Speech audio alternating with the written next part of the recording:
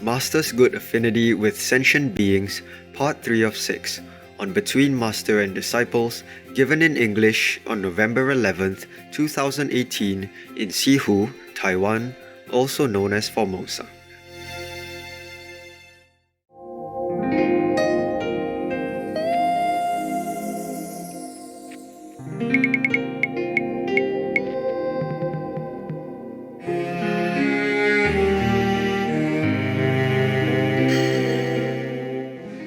Somehow you can manage, you can be flexible with your money. I didn't have a lot because I offered it to some masters, some monks everywhere I went, even though I didn't have much. But sometimes I was like that, I offer everything and then I had nothing, a little bit. I thought I would survive somehow. I thought God would take care of me. But He didn't. I didn't see anything that coming from the sky. I was stupid. I was thinking God will take care, but how? God doesn't make money, okay? Otherwise, we would all be rich, right? We wouldn't have to work, no? God doesn't care about money. That's why He doesn't understand us.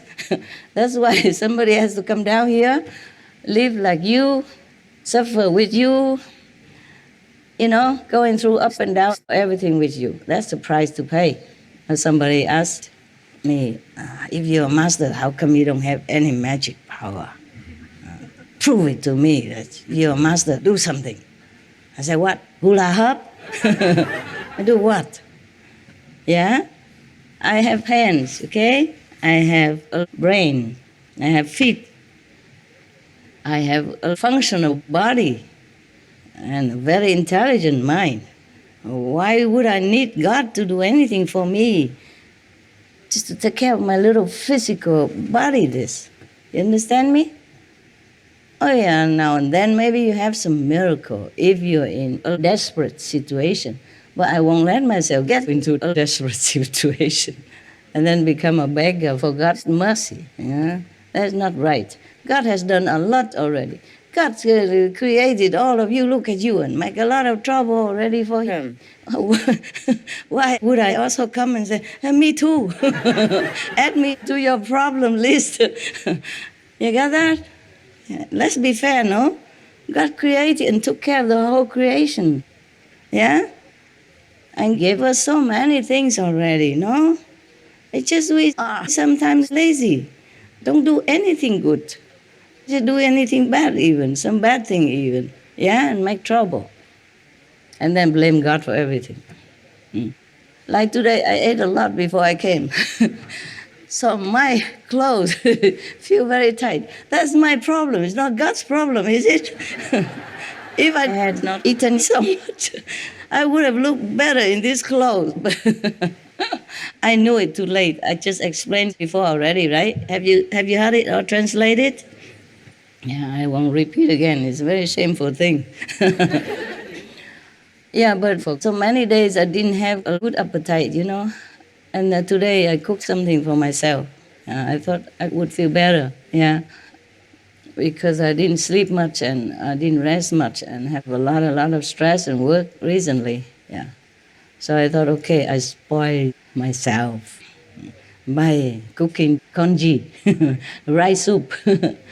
And whatever left over from the other day, I just throw it inside. So that's my luxury day today. And because I cook for myself, then of course it tastes good. You understand what I'm saying? Because it's your own taste, When you cook for yourself and when it's warm and ready and you feel ready to eat, it tastes good. So I was thinking I cook a little bit more, so I eat 2 times. Today one and tomorrow I'll continue again. I finish it all in one time. Only after I wear this beautiful dress that I realize, what a mistake I have made.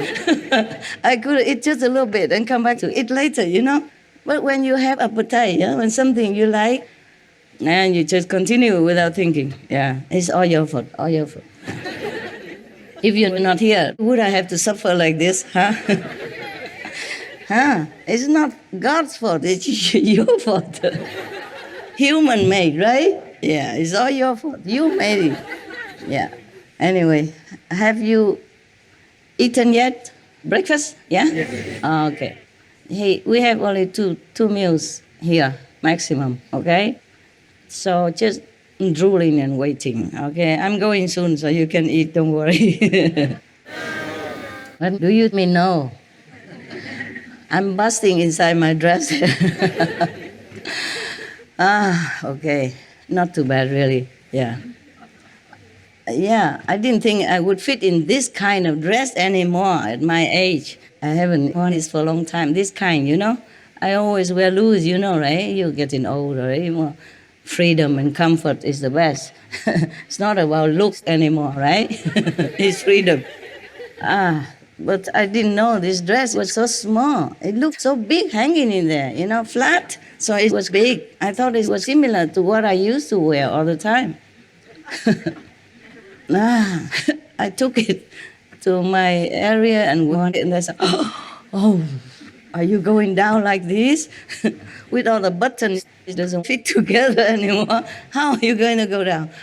So I just put a scarf on here. This is also another tip for you. We can put it on TV, SMTV, tip of the day.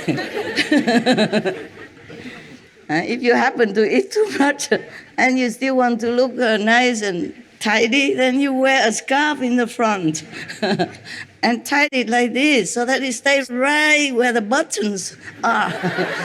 Cover whatever gap, you know, that you yourself created by your appetite.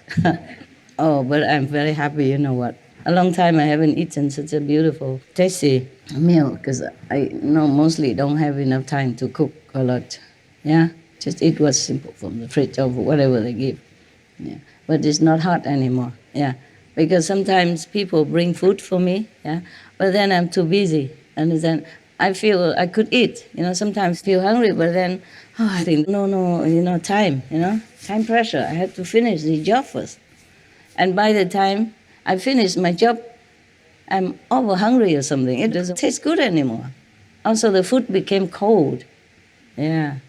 So today, when when I cook for myself, just the right thing to do.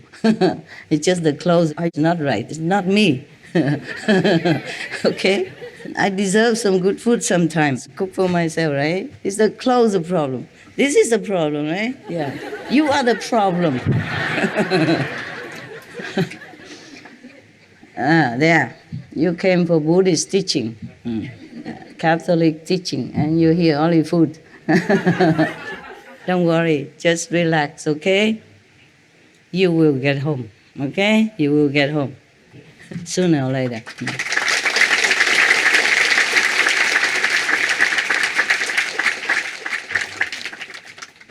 Whatever I say to you is also a lesson, understand? So if you become a master in the future, don't eat. Don't eat, especially when you go see your disciples. Understand that? And if you're a woman, that even more so, don't eat at all. Keep your figure. Yeah. The outside is also important to many people. Yeah. That's why I wear beautiful clothes, you know. Jesus went barefoot. Buddha wear just a monk's robe. Bodhidharma didn't even shave, just sat there. And they try all kinds, didn't work. I try this to see if it works better or not. It did work. Huh? It works, right? Yeah.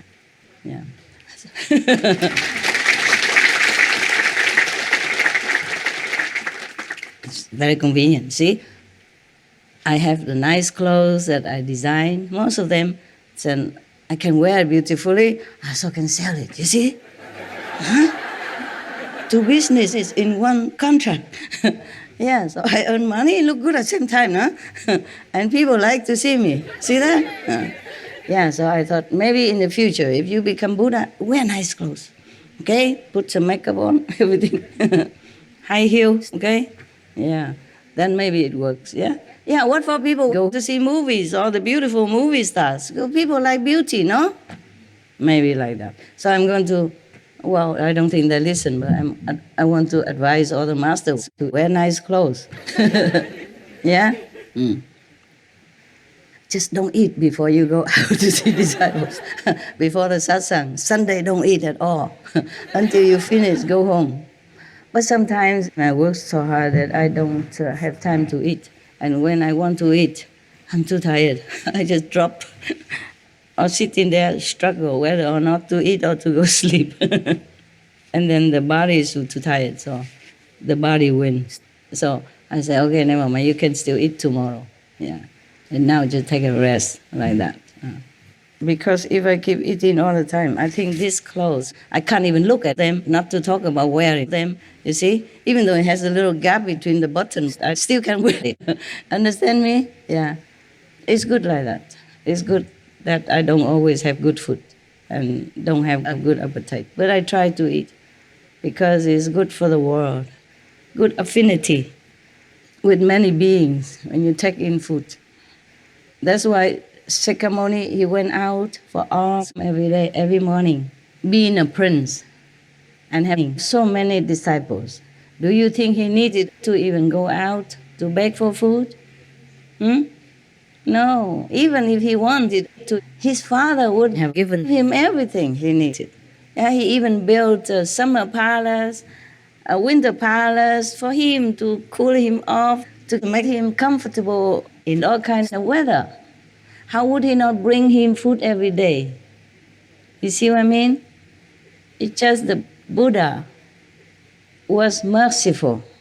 He wanted to use this way to give the people outside a chance to earn merit, to be liberated. At least one person liberated, even without initiation. Just seeing him once, being good to him, giving him food, that's enough to earn that person a place in high heaven, liberation, outside of the three worlds already. You remember one Buddhist story I told you? That was a very poor woman, and one of his disciples only, a monk disciple, not himself even, encountered the woman, and she was crying, and he comforted her and asked her what was the matter, remember? And then she says she was too poor and being so harassed every day, and she didn't want to live anymore, etc., etc. And the monk taught her how to sell her property. Remember that? If you have even seen that or not. Too busy. Don't look. It was on TV. It was on Supreme Master Television. Every day there's something short on there. They show my face there. I see my face sometimes and listen to my talk sometimes, because sometimes it catches my ears. Huh? Wow, very, very wonderful story. Because sometimes whatever I said, I don't remember anymore, very little. Okay, maybe the main point, but not the whole thing. Not the live speaking when I was speaking. It was different, you know. So she says she has nothing to offer, you know. So how could she be liberated if she has nothing at all? But she had some grass, dry grass, that she was supposed to be able to sleep on the grass, you know, like the dry hay or something like that. She sleeps on it. So the monk said, you can offer that, you see? So she put some clean grass on one side, in the heart, probably offering to that monk, on the Buddha. And then she sat on one side. And then that night she passed away, naturally anyway. And then she went straight to heaven. Yeah. Became a chief of a large retinue up there. Yeah. And then she couldn't see her body laying down there. And then she took her retinue together, went down back to the earth and buried that, her body in honor and all that. Even just grass. Yeah. And offer it with heart, with respect. Earned a big place in heaven that many people can only dream of but never can attain. See that? Why am I talking about this? What was it before? What was it? You didn't listen. All of you don't understand anything. I spoke English, no. Caught you, huh? What did I say before that? Now, the blonde there, tell me. You what? Didn't hear anything. Yes, I understand. So what did I say before? You tell of the grass and the non. Yeah, but why did I say that? Why did I tell you the story? Affinity. Affinity. Buddha doesn't need to do those. The Buddha, yeah. You see that? I told you whatever I said, I forget right away. But you should not. What do you mean, me too? You did not speak anything. You should not forget what I speak. Your disciple, no. You're supposed to remember everything that Master says. No excuse. Yeah. All right. So that is the thing. You know, the Masters, the Buddhas, the saints, they are very, very compassionate in so many different ways. So people sometimes misunderstand, thinking they don't want to work or they don't want to earn their money and they go there and beg for food. It's not like that. At that time, the Buddha already became Buddha and enlightened already. He had no need. He could manifest food for himself by love. Any saints who attain the Buddhahood, high level of spiritual practice, can manifest many things. Or if you're lucky, if you're lucky. Meaning, of course, at least the food they can manifest. Food and clothes, they can do that. But some masters cannot. Not allowed, not we cannot. Have to exchange many things before coming down.